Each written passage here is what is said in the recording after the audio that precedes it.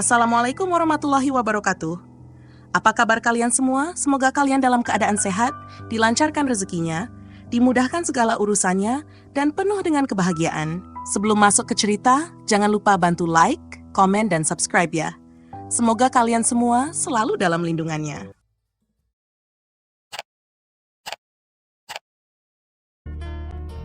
Malam itu, aku terbangun dengan perasaan aneh. Mataku yang masih berat memandang ke sisi kasur yang kosong. Mas Danang tidak ada di sana. Aku terdiam sejenak, mencoba memastikan, namun kenyataan menghantamku. Dia memang tidak di tempat. Dengan hati berdebar, aku mencari ponsel untuk melihat jam. Layar ponsel menunjukkan angka tiba belia malam. Malam-malam begini kemana dia pergi? Gumamku, mencoba meredakan gejolak pikiran. Aku bangkit dari tempat tidur dan menuju dapur. Mungkin dia haus dan mengambil air. Setelah menyalakan lampu, dapur tampak rapi seperti terakhir aku tinggalkan sebelum tidur. Tidak ada gelas kotor, tidak ada jejak aktivitas. Hatiku semakin gelisah. Aku melangkah ke depan, membuka pintu, dan melihat ke arah pos ronda. Pos kamling tepat berada di depan rumah. Tapi suasananya sunyi. Tidak ada tanda-tanda Mas Danang di sana. Mungkin dia keluar mencari udara, atau sedang berbicara dengan tetangga? Aku terus bertanya-tanya sambil kembali masuk ke rumah. Tiba-tiba sebuah pikiran muncul. Aku menuju kamar Dina, putri kami satu-satunya. Mungkin Mas Danang ada di sana, menemaninya. Dengan langkah pelan, aku membuka pintu kamar Dina, berusaha tidak membuat suara. Dan benar saja, Mas Danang ada di sana, tidur di samping Dina. Namun hatiku tercekat. Aroma samar yang tidak biasa menyentuh hidungku, wangi parfum yang asing. Itu bukan parfum yang biasa kupakai dan aku tahu Dina juga tidak memilikinya. Wangi ini sangat khas, seperti milik seseorang yang aku kenal. Dengan hati-hati, aku mendekati mereka. Tanganku gemetar ketika menyentuh lengan Mas Danang, mencoba membangunkannya. "Mas," bisikku pelan. Dia membuka mata perlahan seolah terkejut. Kamu bangun? Ada apa, Dek?" tanyanya. Suaranya serak karena baru bangun. Aku harusnya yang tanya begitu. Kemana kamu tadi malam-malam begini? Aku berusaha menjaga suaraku tetap tenang, meski hati berkecamuk. Mas Danang mengalihkan pandangannya seolah menghindari tatapanku. Aku cuma keluar sebentar, udara di kamar pengap. Aku mendekat lebih lagi menatap dalam matanya. "Mas, bau parfum ini dari mana?" tanyaku, suaraku nyaris berbisik. Wajahnya kaku, seolah mencari jawaban yang tepat. Namun keheningan itu justru semakin membuat dadaku sesak. "Mas, aku cuma minta kejujuran. Jangan bikin aku berpikir yang aneh-aneh." Air mataku mulai menggenang, tapi aku menahannya agar tidak jatuh. Mas Danang menghela napas panjang. "Dek, aku bisa jelasin." Namun kata-katanya menggantung, seolah tidak tahu harus mulai dari mana. Malam itu, meski dia berusaha memberikan jawaban, aku tahu ada sesuatu yang disembunyikannya. Wangi parfum itu menjadi awal dari serangkaian tanya yang menggantung di benakku. Apakah aku siap untuk kebenaran, atau justru malam ini adalah awal dari retaknya rumah tangga kami? Aku menggoyang tubuh Mas Danang yang masih terbaring di samping Dina. "Mas, ayo bangun, pindah ke kamar. Kenapa kamu tidur di sini?" bisikku pelan. Dia membuka matanya perlahan seperti orang yang baru terbangun dari mimpi panjang. "Maaf, Dek, aku ketiduran di sini," jawabnya dengan suara parau. "Lagian kenapa kamu di sini? Tadi perasaan kamu tidur di sampingku. Kapan kamu masuk ke sini?" tanyaku lagi, mencoba memahami situasinya. Dia mengusap wajahnya yang terlihat lelah. "Tadi aku kebangun karena haus. Aku ke dapur buat minum, terus aku lihat Dina. Aku cuma mau cek dia sudah tidur atau belum. Malah ketiduran di sini," jawabnya sambil menghindari tatapanku. Aku terdiam, mencoba mencerna jawabannya. "Tapi tadi aku ke dapur, nggak ada gelas kotor, Mas. Kamu minum pakai apa?" tanyaku, masih merasa ada yang janggal.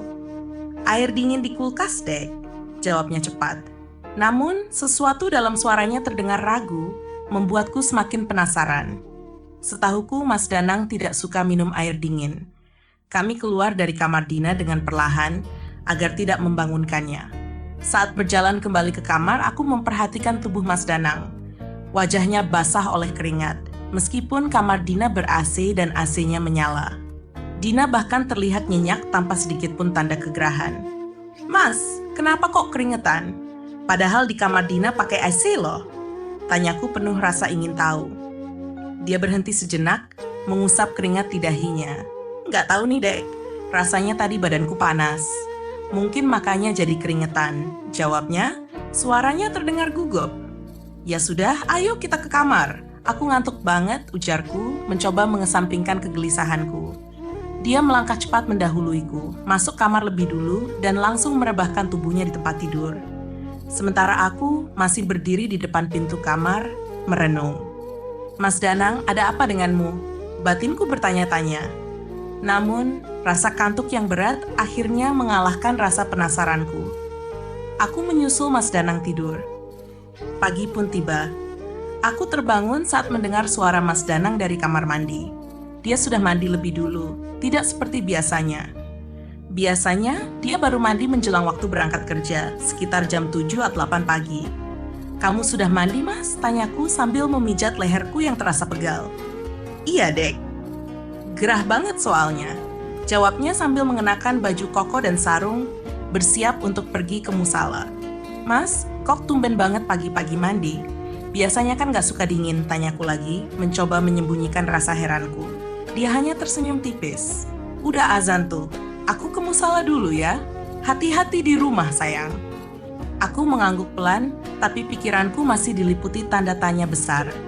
Kebiasaan Mas Danang pagi ini terasa berbeda. Bahkan, setelah 10 tahun menikah, aku tahu betul rutinitasnya. Dia tidak pernah mandi sebelum subuh, kecuali benar-benar ada alasan yang mendesak. Dengan rasa penasaran yang tak kunjung surut, aku memutuskan untuk membiarkannya pergi. Tapi dalam hatiku aku tahu ada sesuatu yang Mas Danang sembunyikan. Dan wangi parfum yang melekat di bajunya semalam masih membekas di ingatanku. Usai menunaikan salat subuh, aku bergegas ke dapur seperti biasa untuk menyiapkan sarapan pagi. Rumah yang cukup besar ini memang hanya dihuni oleh kami berempat. Aku, Mas Danang, anak kami Dina, dan ibuku. Ayah telah meninggal setahun yang lalu, dan sejak itu ibu memintaku dan Mas Danang untuk tinggal bersamanya. Sebelumnya, kami tinggal di rumah kontrakan sederhana. Hidup kami memang tidak berlebih. Gaji Mas Danang cukup untuk memenuhi kebutuhan sehari-hari, tapi tidak lebih. Orang tuaku yang lebih dari mampu sering menawarkan bantuan, bahkan mengajak Mas Danang bekerja di perusahaan mereka. Namun dia selalu menolak. "Aku nggak mau bergantung terus sama mereka, Dek. Hidup ini harus punya perjuangan sendiri," katanya suatu kali. Aku hanya bisa mengangguk waktu itu. Dalam hatiku, aku sebenarnya bangga memiliki suami yang berprinsip. Selama dia tetap bertanggung jawab, aku tidak punya alasan untuk mengeluh. Meski sederhana, hidup kami penuh rasa syukur. Mas Danang tidak pernah membuatku merasa kekurangan. Kami tidak pernah kelaparan, tagihan selalu terbayar tepat waktu, dan yang paling penting, keluarga kami selalu harmonis. Selama 10 tahun menikah, kami hampir tidak pernah bertengkar. Bahkan masalah besar sekalipun, kami selalu mengecilkannya hingga terasa ringan. Itulah yang membuat rumah tangga kami terasa damai. Pagi itu, aku memasak nasi goreng seafood dengan bahan-bahan segar. Aku tahu keluarga kecilku menyukai hidangan ini. Bau harum masakan menyebar, memanggil mereka ke meja makan. "Mas, ayo sarapan. Ini sarapan kamu," panggilku kepada Mas Danang yang baru selesai dari musala. Ibuku yang duduk lebih dulu di meja makan memandangi piring dengan senyuman. "Kamu masak apa ini, Nak?" "Wah, enak nih kayaknya," katanya sambil mencicipi sesuap nasi goreng.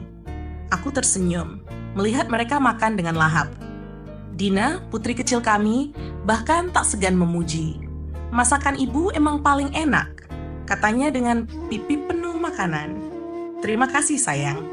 Kalau suka, tambah lagi ya," jawabku sambil mengelus kepalanya. Mas Danang hanya tersenyum tipis sambil menghabiskan makanannya. Namun matanya terlihat sedikit lelah. Mungkin dia memang kurang tidur, pikirku. Pagi itu berjalan seperti biasa, tapi aku masih menyimpan pertanyaan. Wangi parfum itu dan alasan-alasan Mas Danang semalam. Sesuatu terasa tidak biasa, meski semuanya tampak berjalan seperti rutinitas. Namun, aku memilih menepisnya untuk menikmati pagi yang hangat bersama keluargaku. Hidup ini memang tidak selalu sempurna, tapi aku percaya bersyukur atas yang ada adalah kunci kebahagiaan. Dina menutup mulut kecilnya sambil tertawa. Enggak, Ibu. Dina udah kenyang. Padahal masih pengen makan lagi, tapi perut Dina udah nggak muat. Katanya sambil mengelus perutnya yang mulai terlihat buncit. Aku tertawa kecil, lalu mengelus lembut kepalanya. Ya sudah, besok Ibu masakin lagi ya. Biar Dina makannya banyak terus, ujarku dengan nada lembut. Keceriaan Dina pagi itu membuat hatiku hangat. Tapi, suasana tiba-tiba berubah ketika Mas Danang membuka pembicaraan. Dek, ada yang mau aku omongin katanya, membuatku menghentikan suapan terakhir. Ada apa, Mas? Tanyaku sambil menatapnya penuh perhatian. Mas Danang menarik napas panjang. Aku mau berhenti kerja, ucapnya tanpa basa-basi. Aku membelalakan mata, terkejut. Loh, kenapa, Mas? Bukannya kamu bilang suka dengan pekerjaanmu di pabrik itu? Tanyaku heran. Iya, aku suka, tapi aku udah pikir-pikir lagi. Kalau aku tetap kerja di pabrik ini, gajinya cuma cukup buat makan kita sehari-hari. Kita nggak bisa nabung, nggak bisa beli apa-apa, jawabnya serius. Aku menelan ludah, masih mencerna ucapannya. Aku mau berhenti kerja di pabrik itu karena aku terima tawaran dari ibu buat kerja di perusahaan beliau, lanjutnya. Loh, bukannya kamu enggak mau kerja di perusahaan ibu? Dulu kamu bilang enggak mau bergantung sama mereka, tanyaku. Suaraku terdengar sedikit ragu. Mas Danang tersenyum kecil seperti menenangkan. Aku tahu, Dek, tapi sekarang aku sadar. Kalau kita mau maju, kita butuh langkah besar. Gaji di perusahaan ibu jauh lebih besar. Kita bisa nabung lebih banyak, bahkan mungkin bisa beli rumah sendiri nanti. Jelasnya, matanya penuh keyakinan. Ibuku yang sejak tadi hanya mendengarkan, tiba-tiba ikut bicara. Iya, Den. Lebih baik Mas Danang kerja di perusahaan ibu aja. Gajinya jauh lebih besar, kalian juga bisa lebih tenang ke depannya. Katanya sambil tersenyum ke arahku. Aku mengangguk pelan, mencoba menerima keputusan itu. Ya sudah, Mas. Kalau Mas Danang enggak keberatan, aku juga senang kok. Yang penting, Mas nyaman kerjanya, kataku sambil tersenyum kecil. Mas Danang tersenyum lega. Makasih, Dek. Hari ini aku akan serahin surat pengunduran diriku.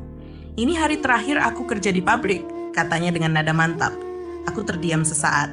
Kok bisa secepat itu, Mas? Apa ini sudah Mas rencanakan dari lama? Tanyaku dengan nada sedikit curiga.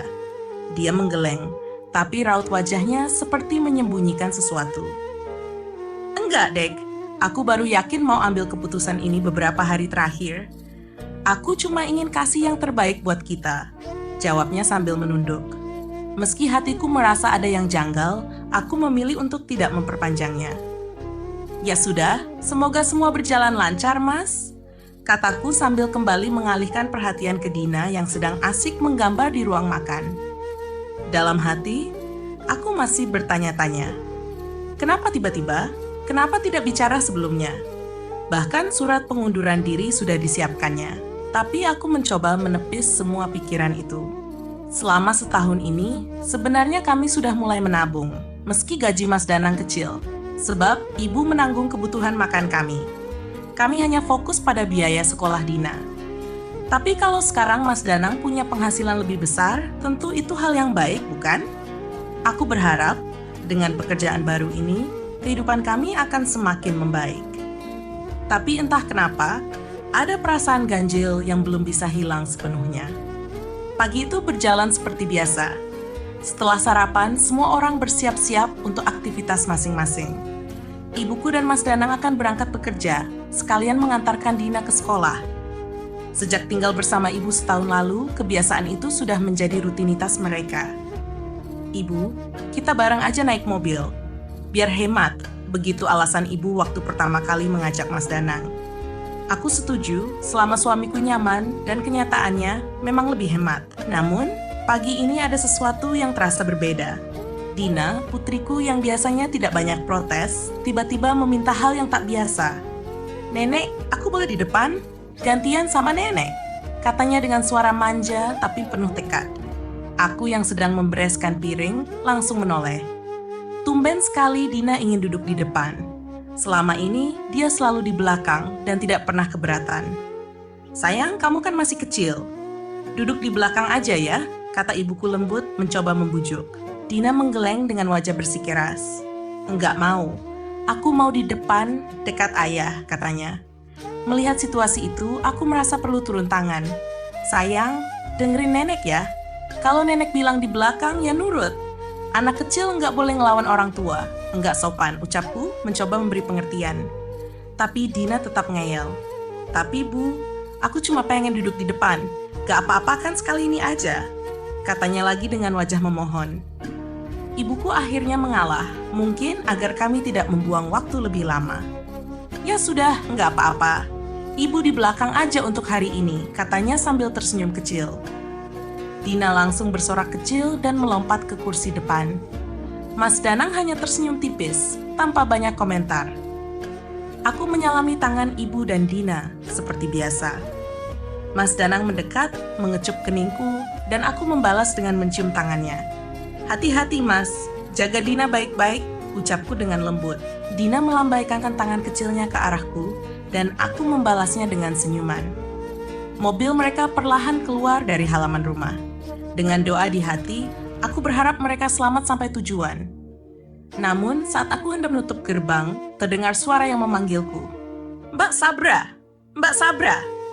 Aku menoleh dan melihat Bu Hani tetanggaku berjalan tergesa-gesa ke arahku. Ada apa Bu Hani?" tanyaku heran sambil menghentikan langkah. Bu Hani tampak serius, ekspresinya seolah menyimpan sesuatu yang penting. "Maaf Mbak Sabra kalau saya lancang," katanya terputus sejenak seperti sedang memilih kata-kata. Aku mulai merasa ada sesuatu yang tidak beres. "Iya Bu, ada apa? Kok kayaknya serius banget?"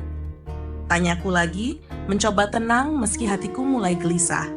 Bu Hani menatapku dengan wajah penuh rasa ragu, tapi akhirnya dia bicara. "Mbak, saya nggak tahu harus bilang apa. Tapi, saya perlu cerita sesuatu tentang Mas Danang." Setelah Bu Hani meminta maaf terlebih dahulu, aku mencoba tersenyum meskipun di dalam hati ada perasaan janggal. "Ada Abu? Kok serius sekali?" tanyaku. "Maaf ya Mbak Sabra, bukan maksud saya ikut campur urusan rumah tangga. Tapi sebagai tetangga, saya merasa kurang nyaman," katanya sambil menunduk sesaat seperti sedang mengukur responsku. "Kurang nyaman maksudnya Bu?" aku bertanya, mulai merasa ada sesuatu yang penting. Bu Hani menghela napas sebelum melanjutkan. "Begini Mbak, Ibu Mbak Sabra itu loh, setiap hari ke kantor pakai baju yang menurut saya terlalu minim. Masa ke kantor pakai rok pendek gitu? Mbak nggak risih? Di rumah Mbak kan ada suami, takut jadi hal-hal yang tidak diinginkan," ucapnya nada suaranya setengah berbisik. Aku merasa dadaku berdebar. Tidak nyaman mendengar ucapannya, tapi aku tetap mencoba tenang. "Oh iya Bu, nanti saya bilangin ya," jawabku dengan senyum kecil yang terasa dipaksakan. Bu Hani tidak berhenti sampai di situ. "Saya sering kali lihat loh Ibu Mbak ngobrol sama Mas Danang di depan rumah. Pakaiannya ya begitu, seksi sekali. Saya bukannya nuduh ya, tapi Ibu Mbak nggak khawatir? Saya tahu itu Ibu Mbak, tapi lihat-lihat deh. Ibu Mbak itu modis banget loh, meskipun sudah tua. Badannya masih bagus, kulitnya terawat. Kalau laki-laki normal ya, pasti kepincut Mbak," katanya lagi. Kali ini dengan ekspresi penuh rasa khawatir. Aku menelan ludah, mencoba mengendalikan diri. Sebagai anak, aku merasa tersinggung mendengar ibuku dibicarakan seperti itu. Tapi di sisi lain, ada kebenaran di balik ucapannya. Memang, ibuku sangat menjaga penampilannya. Namun, selama ini aku menganggap itu hal biasa, tidak pernah berpikir lebih jauh. Dengan berat hati, aku mengangguk. "Baik Bu, nanti saya sampaikan ke Ibu. Terima kasih sudah mengingatkan," jawabku mencoba tetap sopan. "Terima kasih Mbak Sabra. Kalau begitu, saya permisi dulu ya," kata Bu Hani sebelum berbalik dan berjalan pergi meninggalkan rumahku. Setelah menutup gerbang, aku berdiri sejenak, merenung. Perkataan Bu Hani terus terngiang di telingaku. Apakah benar selama ini aku terlalu mengabaikan hal-hal kecil seperti itu? Apakah ibuku memang terlalu cuek dengan penampilannya di depan Mas Danang? Namun, aku memilih untuk tidak terlalu larut dalam pikiran itu. Ada pekerjaan rumah yang menunggu. Aku segera kembali ke dalam rumah dan mulai membersihkan seisi rumah yang cukup besar. Setengah hari kemudian, aku selesai membereskan semuanya. Rumah yang besar memang memakan waktu, tapi pekerjaan itu membantuku mengalihkan pikiran. Namun, di sela-sela aktivitasku, ucapan Bu Hani tetap saja muncul di benakku. Apakah aku perlu membicarakan ini dengan ibu? Atau, haruskah aku memperhatikan lebih banyak hal yang mungkin selama ini terlewatkan? Rumah ibu memang hanya satu lantai, tapi luasnya luar biasa. Setiap sudut rumah ini punya kenangan, terutama bagi ibu yang tinggal di sini sejak muda bersama almarhum ayah. Namun, sekarang rumah ini lebih sepi, meski terasa ramai dengan kehadiran aku, Mas Danang, dan Dina. Pagi ini, aku menyelesaikan rutinitas seperti biasa, menyapu, mengepel, dan memastikan tidak ada debu yang tertinggal di perabotan. Tak lupa, aku membersihkan kolam renang di belakang rumah yang jarang sekali digunakan. Membersihkan kolam selalu menjadi pekerjaan terberat karena ukurannya yang besar. Jika tidak dikerjakan dengan hati-hati, bisa seharian aku di sana. Tapi aku tidak pernah mengeluh. Ini kantorku, batinku sambil tersenyum. Mungkin aku tidak bekerja di luar rumah seperti Mas Danang atau ibu, tapi aku bangga dengan apa yang kulakukan. Setiap langkahku di rumah ini adalah bentuk balas budi untuk ibu yang telah begitu baik kepada kami, terutama sejak ayah meninggal setahun lalu. Dulu, ibu punya 2 asisten rumah tangga yang membantu mengurus rumah ini. Tapi setelah ayah tiada, entah kenapa mereka tidak lagi bekerja di sini. Ibu bilang, lebih nyaman jika hanya keluarga saja yang tinggal di rumah ini. Meski sempat merasa heran, aku tak pernah mempertanyakan keputusannya lebih jauh. Hal yang sama juga terjadi dengan CCTV. Rumah ini dulu memiliki CCTV di hampir setiap sudut, termasuk di taman dan garasi. Tapi sekarang semuanya sudah dilepas. Saat aku bertanya alasannya, ibu hanya menjawab, supaya kalian lebih nyaman tinggal di sini. Padahal menurutku, CCTV justru membuat rumah lebih aman. Kalau ada maling atau sesuatu yang mencurigakan, bisa segera diketahui. Namun, aku tidak ingin memaksakan pendapatku. Ini rumah ibu, dan aku menghormati setiap keputusan yang diambilnya. Setelah selesai membersihkan rumah, aku beralih ke tugas berikutnya, mencuci pakaian. Mesin cuci bekerja keras setiap hari, tapi tetap saja pakaian selalu menumpuk. Dalam satu hari, setiap orang di rumah ini bisa berganti pakaian beberapa kali. Dina sering berganti baju karena bermain, Mas Danang karena bekerja, dan ibu karena rutinitasnya yang padat. Saat mencuci, pikiranku melayang ke percakapan pagi tadi dengan Bu Hani. Meski aku berusaha mengabaikannya, kata-katanya terus menghantui. Mungkinkah benar ada sesuatu yang aku lewatkan selama ini? Batinku sambil memilah pakaian.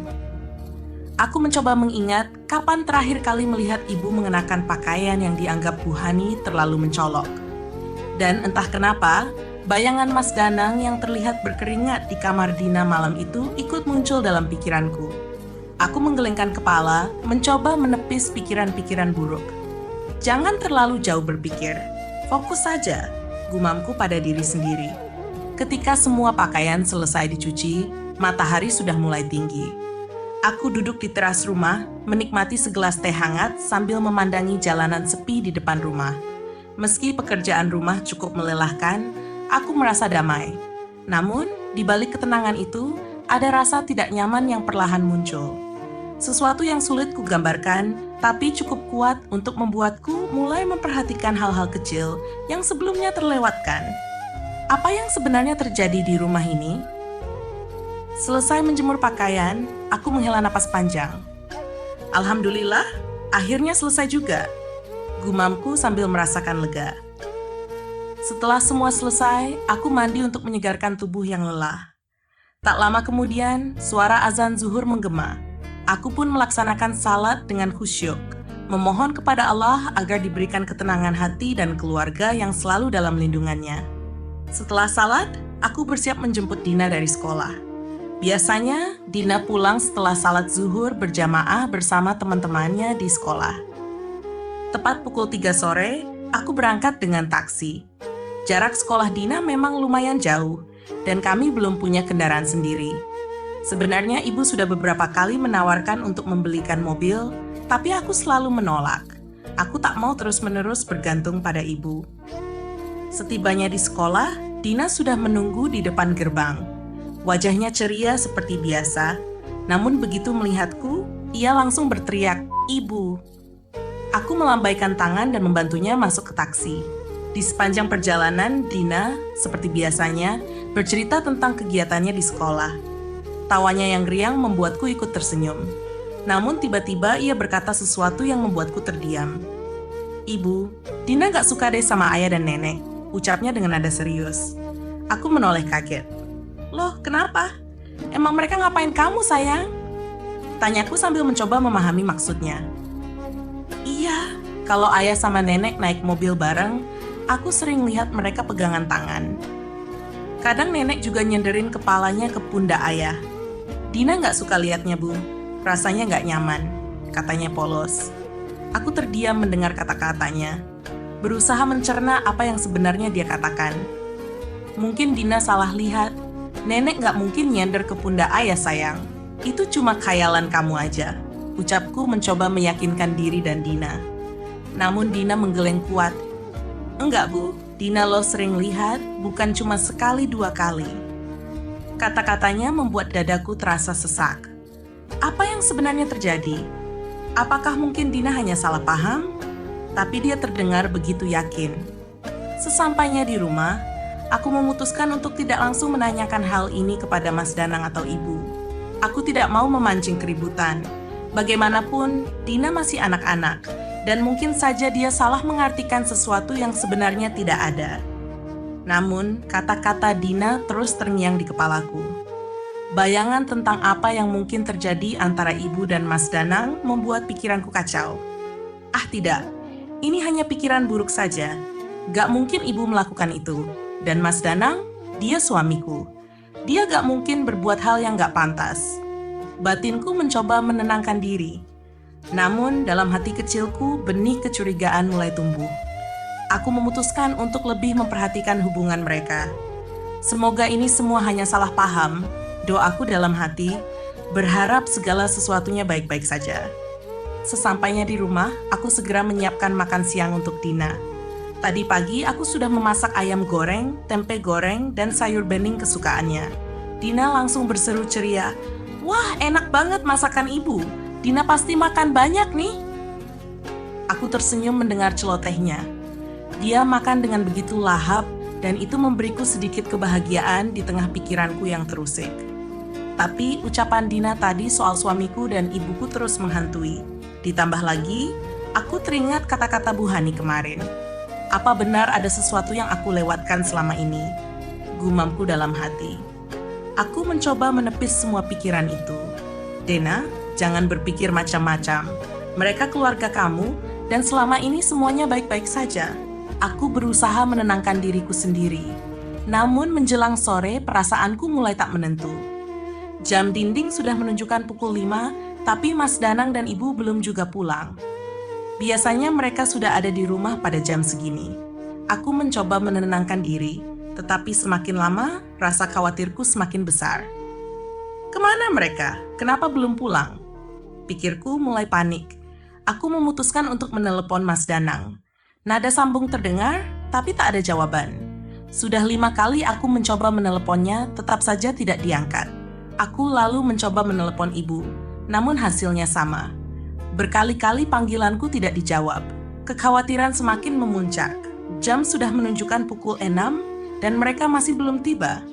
Azan maghrib berkumandang, dan aku mengajak Dina untuk salat bersama. Setelah salat, aku menemaninya mengerjakan PR. Tetapi pikiranku terus melayang kemana-mana. Kenapa mereka tidak pulang juga? Apa yang terjadi sebenarnya? Hingga jam 8 malam, mereka belum juga kembali. Aku mencoba menelepon lagi, tetapi tetap tidak ada jawaban dari keduanya. Azan Isya berkumandang, dan aku memutuskan untuk salat bersama Dina lagi. Setelah salat, aku tak tega melihat Dina yang sudah lapar sejak tadi. Dia memandangku dengan wajah memelas. "Ibu, Dina lapar," katanya pelan.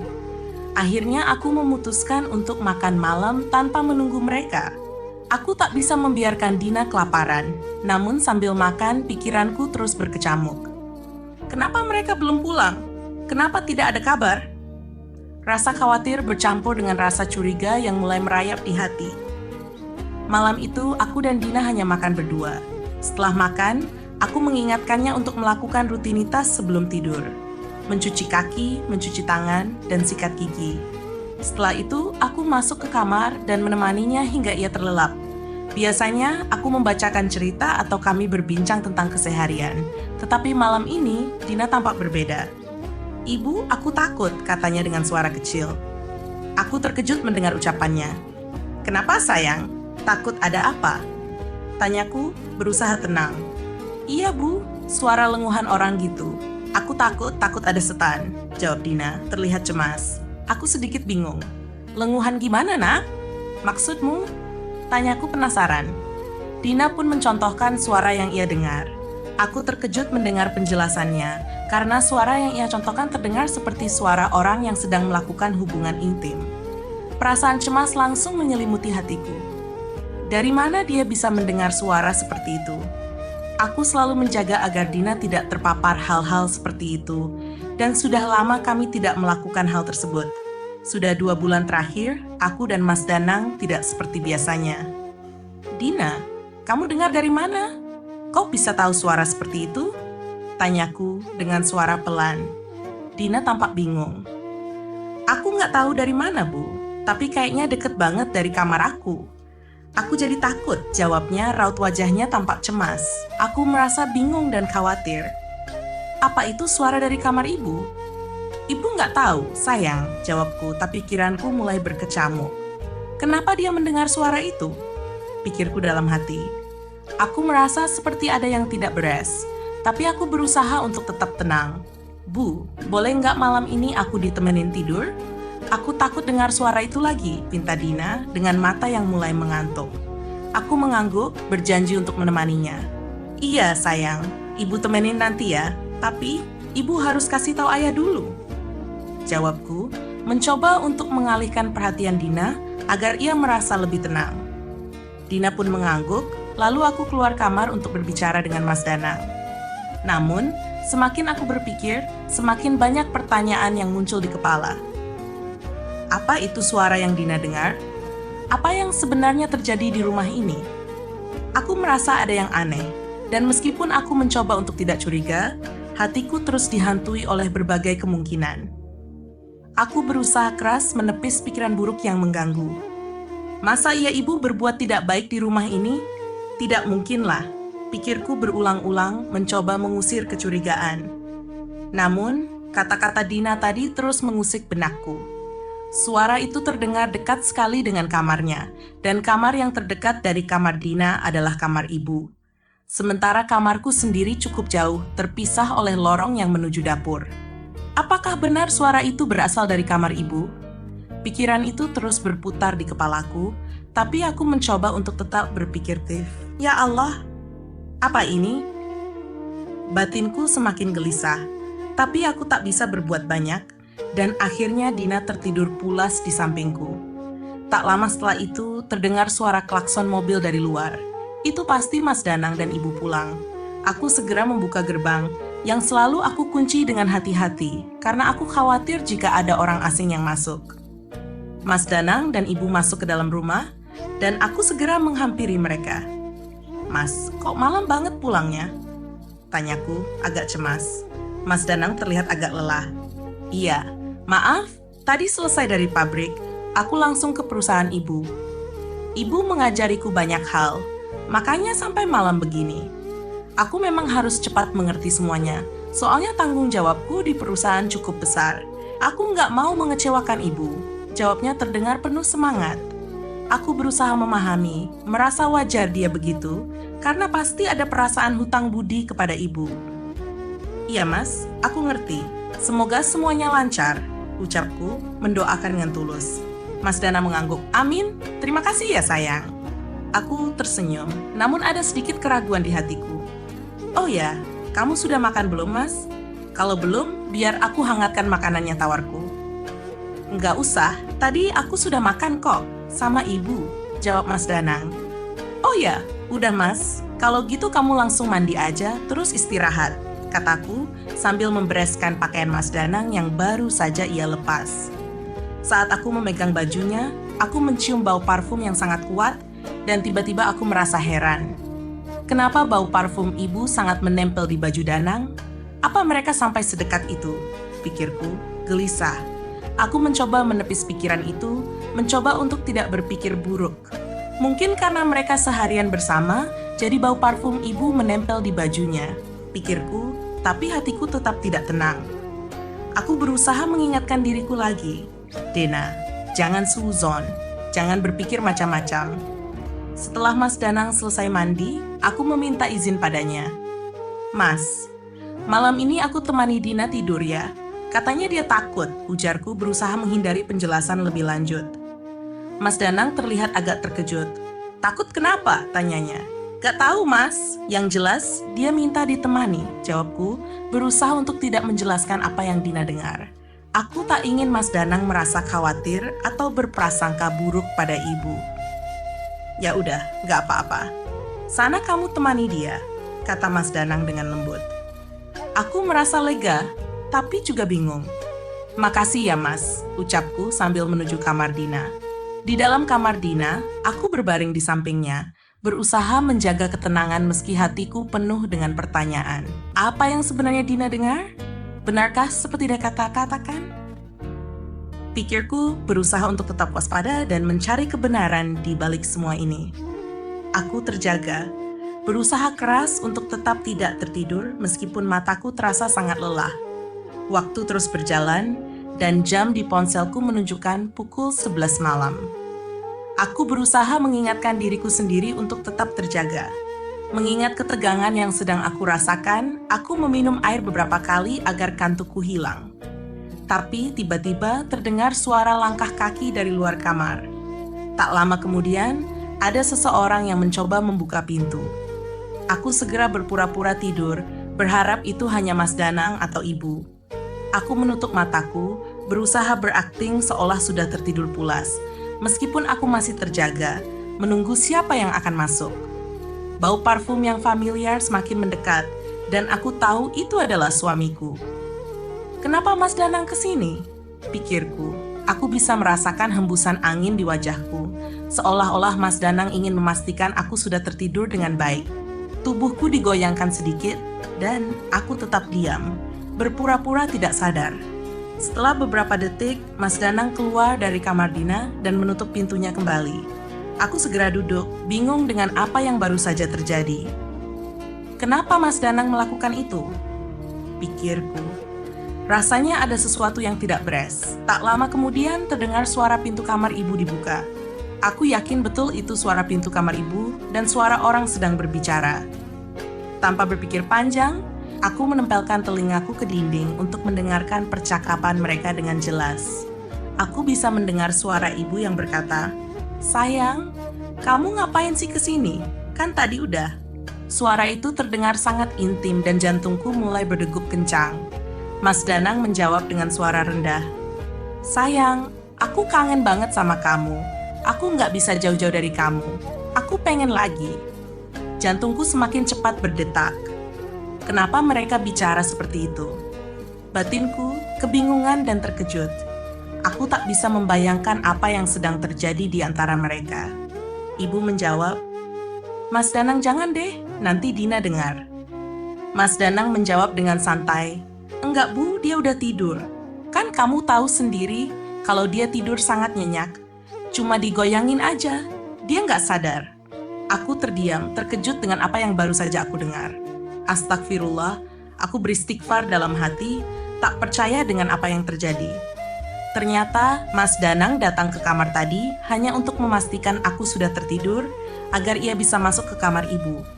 Aku merasakan sakit yang sangat dalam, hatiku terasa hancur. "Udahlah, gak usah ngomongin dia, ayo kita main lagi," kata Mas Danang, tapi aku sudah tidak bisa lagi berpikir jernih. Otakku seakan berhenti berpikir, hanya rasa sakit yang menguasai seluruh tubuhku. Aku masih menempelkan telingaku di dinding, dan suara-suara mereka semakin jelas. Ternyata, di balik semua ini, Ada pengkhianatan yang terjadi setiap malam. Rasanya aku tak bisa menahan diri lagi. Aku hanya bisa menangis tanpa suara, berharap mereka tidak mendengarnya. Tegas sekali kalian, pikirku, hatiku penuh dengan kebencian dan kesedihan. Aku merasa tidak dihargai, seperti seorang yang tak berarti. Apakah kalian tidak pernah berpikir bahwa di sebelah kamar ini ada seorang anak kecil? Rasa sakit di dadaku begitu mendalam, seakan tak ada ujungnya. Aku merasa seperti kehilangan arah. Hatiku begitu hancur, dan rasa sakit itu hampir membuatku tidak bisa bernapas. Setiap suara yang aku dengar dari kamar ibu dan Mas Danang semakin mengiris perasaanku.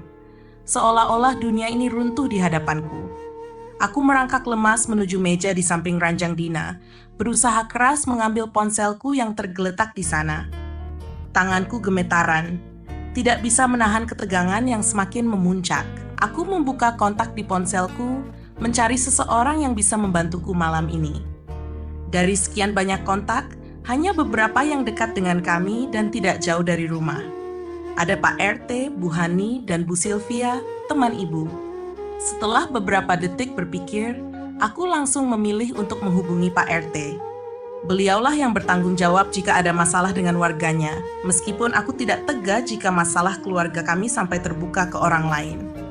Aku tahu, jika Pak RT tahu, dia akan langsung melibatkan warga. Ya Allah, apa yang harus aku lakukan?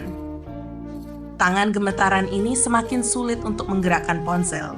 Aku bingung, ragu, namun aku tahu aku tidak punya pilihan lain. Aku tidak bisa membiarkan dosa ini terus berlangsung di rumah ini. Rumah yang dulu ayah perjuangkan dengan susah payah untuk kami. Air mataku semakin deras mengalir saat aku teringat kembali perjuangan ayah yang dari nol sampai sukses, dan ibu yang malah mengkhianati pernikahannya dengan selingkuh bersama menantunya sendiri. Bagaimana bisa dia seperti ini? Pikirku, hatiku semakin sakit. Waktu terus berjalan, dan semakin lama aku menahan diri untuk tidak menelepon Pak RT, suara-suara itu semakin jelas terdengar. Mereka tidak mencoba untuk meredamkan suara mereka. Bahkan semakin keras, seolah mereka tak peduli dengan apa yang terjadi di luar kamar mereka. Mereka benar-benar tidak tahu malu. Pikirku dengan hati yang semakin hancur. Rasanya aku tidak bisa menahan diri lagi. Aku memutuskan untuk mengirimkan pesan singkat saja kepada Pak RT. Aku takut, jika aku mengucapkan sesuatu, suara aku bisa terdengar. Tanganku terus bergetar saat mengetik pesan itu. Bahkan untuk satu kata pun, aku harus mengulanginya beberapa kali. Setelah berjuang dengan perasaan dan ketegangan ini, akhirnya pesan itu selesai dan aku mengirimkannya ke Pak RT. Aku meminta agar beliau segera datang. Namun meskipun sudah mengirim pesan, hingga lama, pesanku belum juga dibaca. Apa Pak RT sudah tidur?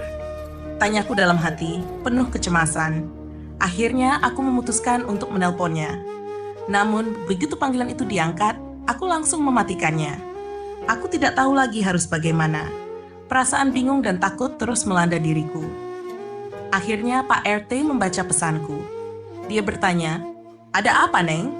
Aku langsung menjelaskan dengan singkat agar Pak RT segera datang ke rumahku dengan beberapa warga. Aku juga langsung menyampaikan maksudku dengan jelas agar dia tahu dan bisa mengambil tindakan yang tepat. Waktu terus berjalan dan suara-suara itu semakin keras. Ternyata selama ini aku tak pernah mendengarnya. Ya Allah, benar-benar keterlaluan sekali. Dengan hati-hati, aku berjalan keluar dari kamar Dina, memastikan pintu terbuka dengan pelan agar tidak membangunkan Dina atau menarik perhatian mereka. Aku menuju pintu belakang, seperti yang sudah aku instruksikan pada Pak RT agar masuk melalui pintu belakang. Dengan tangan gemetar, aku membuka pintu itu tanpa suara, sangat berhati-hati.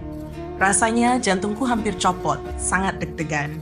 Ternyata Pak RT dan beberapa warga sudah ada di depan pintu. Mereka siap untuk bertindak. Pak RT memberi instruksi kepada beberapa warga untuk berjaga di jendela kamar ibu, khawatir jika ada yang mencoba kabur. Pak RT dan dua warga lainnya memasuki rumah, dan mereka membuka alas kaki agar langkah kami tidak terdengar. Aku memberitahukan di mana kamar ibu, sambil menunjuk pintu kamar yang tertutup rapat. Pak RT mengerti dan segera dengan sigap bersama dua warga mendobrak pintu kamar itu dengan keras. Sementara itu, aku langsung menuju kamar Dina. Aku menggendongnya meskipun tubuhnya yang sudah besar membuat sedikit kesulitan. Namun, aku berusaha sekuat tenaga untuk membawanya menjauh dari sana.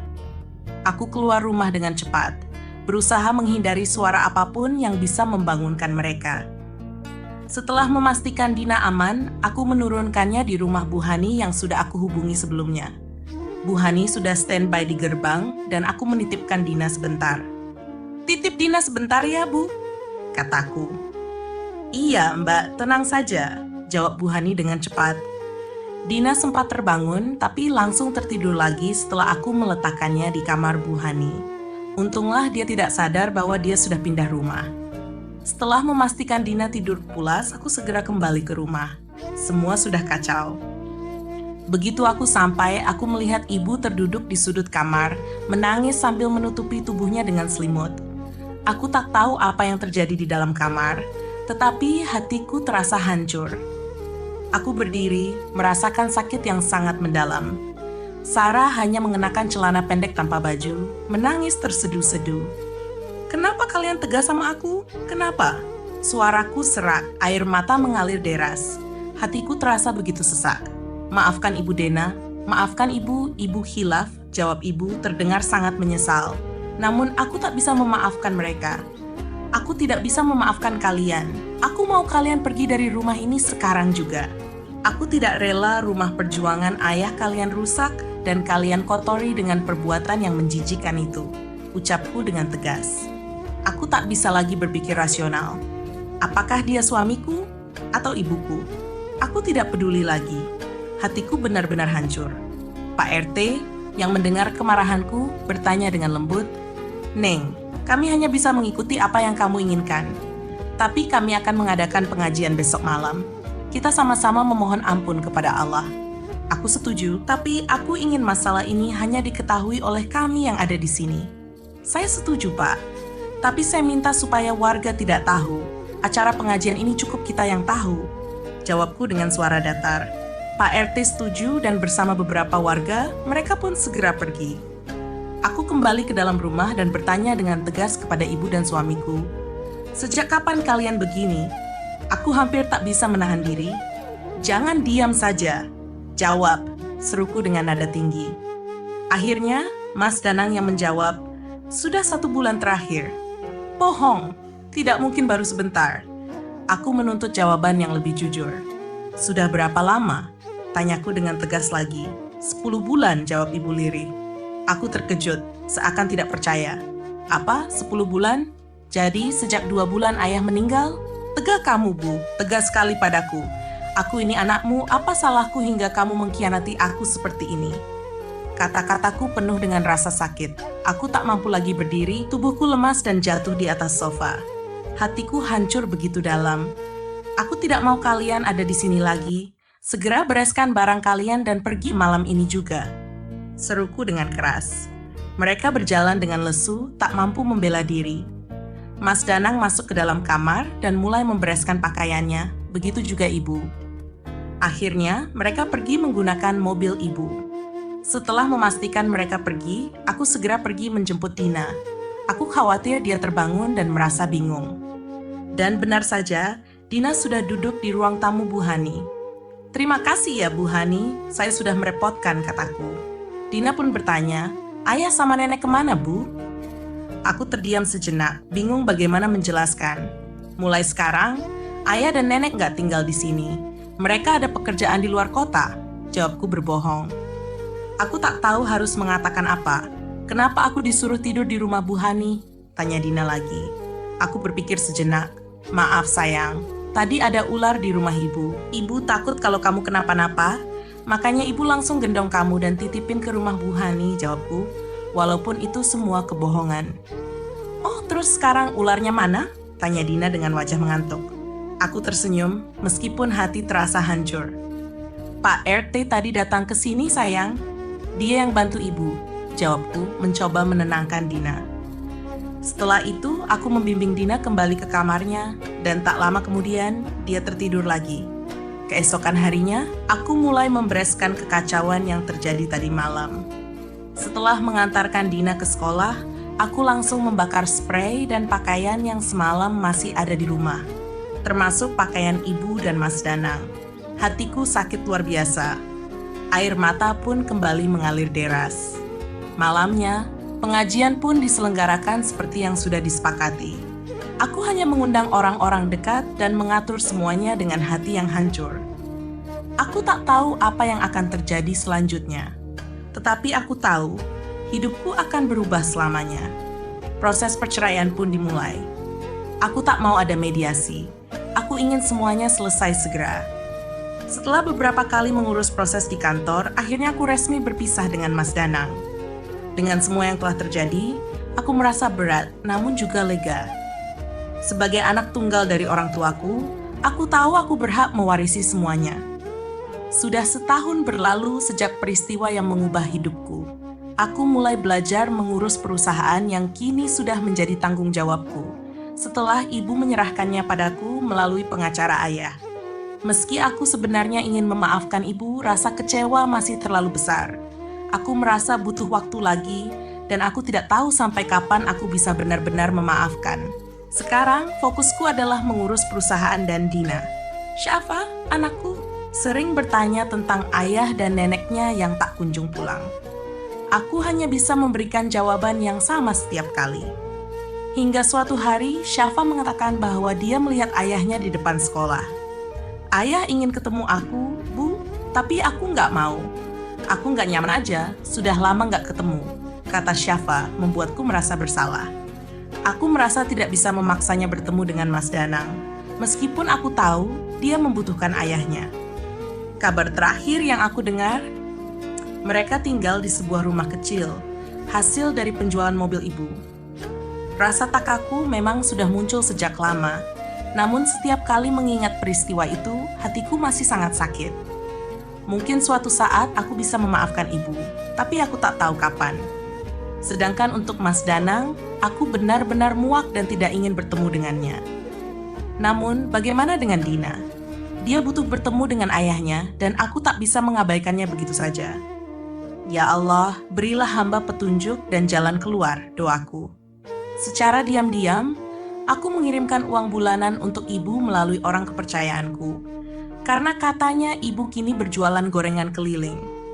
Aku kasihan padanya, tapi aku tidak tahu bagaimana harus memperlakukannya. Beberapa waktu kemudian, aku mendengar bahwa ibu bekerja sebagai kuli bangunan. Di usianya yang sudah tidak muda lagi, hanya pekerjaan itu yang bisa dia dapatkan. Setiap kali bertemu, ibu selalu memberikan hadiah atau uang untuk jajan. Meskipun aku merasa kesal, aku tetap merasa kasihan pada ibu. Dina tidak tahu bahwa ibu sedang kesulitan, dan aku berharap dapat menjaga kedamaian dalam hidup kami. 2 tahun berlalu sejak aku mulai memimpin perusahaan dan menjadi seorang janda. Kini aku mulai membuka hati untuk pria lain. Seorang klien, teman lama, mulai dekat denganku. Kami saling jatuh cinta, dan benih-benih cinta tumbuh antara kami. Pria itu bernama Mas Bima. Meskipun aku masih ragu, dia terus berusaha dan akhirnya melamarku. Aku menerima lamarannya, dan pernikahan kami pun dilaksanakan dengan sederhana, hanya dengan ijab kabul dan dihadiri keluarga serta beberapa klien. Aku merasa lega, meskipun perasaan ini datang setelah masa yang panjang. Aku ingin meminta doa restu dari ibu sebelum menikah, karena bagaimanapun juga, dia adalah ibuku. Meski terasa canggung, akhirnya aku bertemu dengan ibu. Dia menangis, berdoa yang terbaik untukku, dan banyak mengucapkan kata maaf. Aku merasa meskipun kami pernah melalui masa lalu yang buruk, kini kami bisa bercanda dan berbicara dengan lebih baik. Di sisi lain, ibu juga mengenalkan seseorang pria kepadaku. Pria itu seumuran dengannya, sederhana dan baik. Ibu berniat menikah dengan pria itu, dan aku mendukungnya. Beberapa bulan setelah aku menikah, ibu menikah dengan pria tersebut. Namanya Pak Bambang, seorang duda yang sudah lama kehilangan istrinya. Mereka tinggal tidak jauh dari rumah ibu, dan aku merasa senang melihat ibu akhirnya menemukan kebahagiaan baru. Pernikahanku dengan Mas Bima berjalan lancar, dan meskipun aku tidak mengadakan pesta, Aku merasa bahagia. Aku sudah membuka hati lagi untuk cinta dan untuk keluarga yang baru. Akhirnya, kehidupan kami berjalan lebih baik dan lebih bahagia. Ibu kini tinggal bersama Pak Bambang di rumah yang cukup besar. Pak Bambang, yang juga seorang pengusaha dengan peternakan kambing, memastikan ibu terjaga dengan baik. Aku merasa tenang karena ibu kini berada dalam lingkungan yang lebih baik, dan yang terpenting, ibu tampak bahagia. Mengenai apakah ibu menceritakan masa lalunya atau tidak, aku tidak tahu. Yang penting bagiku, ibu bahagia dengan kehidupan barunya. Aku juga mulai menikmati hidup bersama Mas Bima. Aku merasa tak kalah bahagia karena aku akan segera menjadi ibu lagi, dan Dina pun sangat senang. Bahkan dia yang paling cerewet mengingatkan aku untuk tidak kelelahan dan selalu meminum vitamin dan susu. Dina begitu perhatian dan sangat dewasa untuk usianya, dan aku bangga memilikinya. Sementara itu, kabar tentang Mas Danang tak banyak berubah. Dia masih bekerja sebagai kuli bangunan, menjalani hidupnya dengan sederhana. Namun, meski kehidupannya tidak berubah banyak, dia tetap rutin mengunjungi Dina, membelikannya mainan atau makanan. Mas Danang tidak mengusik kehidupan baru aku dan Mas Bima. Semua berjalan seperti seharusnya. Kami menjalani hidup masing-masing dengan cara yang berbeda, dan itu sudah cukup. Kehidupan kami kini berjalan lebih tenang, dengan harapan dan kebahagiaan yang baru.